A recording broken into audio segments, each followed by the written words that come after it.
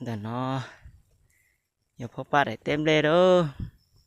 đọc cờ đi theo ý trong nó tao chấp lời đi đó bây giờ tỏ tê hùng hùa đây nha các bạn nhé, cho các bạn xem này, người dân tộc mình Mông mình làm lúa nương trên mảnh đất này. Nói giờ phò lời đẩy tem lê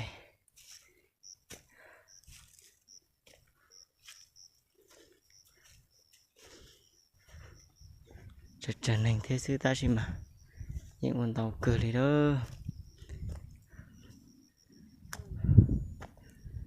Ô còn nằm đây cứ chờ đó, đây cứ chờ lại để nói giờ phao là lúc chạy tê đó. Bây giờ tí cho bọn này ở chế sư sẽ qua tàu chế rong nhỏ thia một bánh sự chập lờ nữa chỉ nên uống bọn này ở sư chỉ nên chế ở đầu đi sư đô chỉ trong của bọn này phao lại chồng lên sẽ là đi nó lên từ chờ ta là tí ná rồi bạn nha. Đây nha các bạn, lúa nhà mình cũng đang bắt đầu chửa bông rồi, lúa nương đó. Các bạn ạ, đây xem một thằng nông dân nhìn số bẩn bẩn có một liệt tên ra tọa nó chị một thằng phao lơ đại tên nó phao lơ thì chấm lên đa này rồi phao lơ cho cá mình chỉ đu tọa nó chỉ giờ cái ly từ chèn thì nó đó từ chèn không nó một to là để nó là cuối chèn không nó muốn ra là cái tổ ở đây tem lên nhau cho sợ lúc trong nó cô cha cút cha đi chứ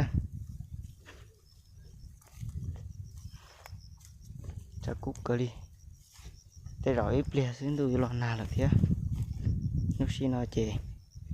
cháy chỉ nói chỉ ở bên luôn tu nó mua ở bên luôn xí hở nhà lý cho khó xí cơ chứ thảo rong xí chè trà thảo chỉ rong xí chè cu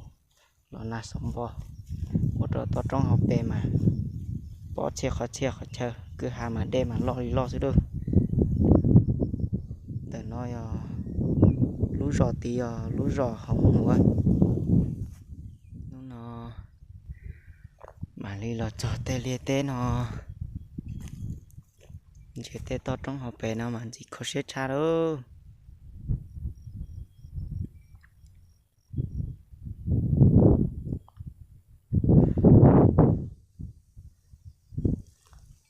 nó một đòn nè chế chỉ cho lia tê chế tròn lê rồi đây nha các bạn nhá, đây là mình với mẹ mình đang đi bón phân cho lúa nương. Mình đi làm lúa nương thôi, lúa ruộng có nhưng mà có ít, làm lúa nương nhưng mà nó không tốt nên là phải đi bón thêm phân các bạn ạ. Cuộc sống ở miền núi là vậy đó các bạn, tự cung tự cất thôi, nên là các bạn không xem không thế cũng chính tàu thế trời thế sư ta chỉ mà cô mua uống cơ thì theo nên to xia trong đó liệt tê chứ đâu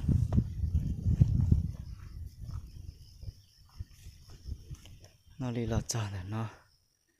lần đó nị chế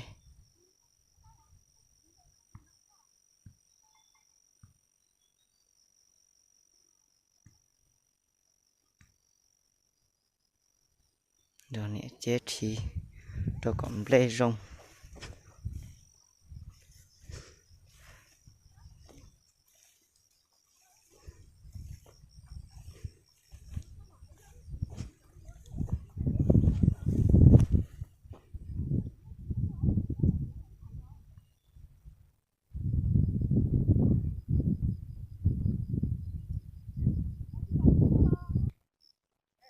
giờ nó mà đi lo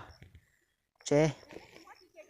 ngủ nhỏ nhỏ rồi mà nó sợ là chọn chế bao lê té ô tôi tung cảnh ô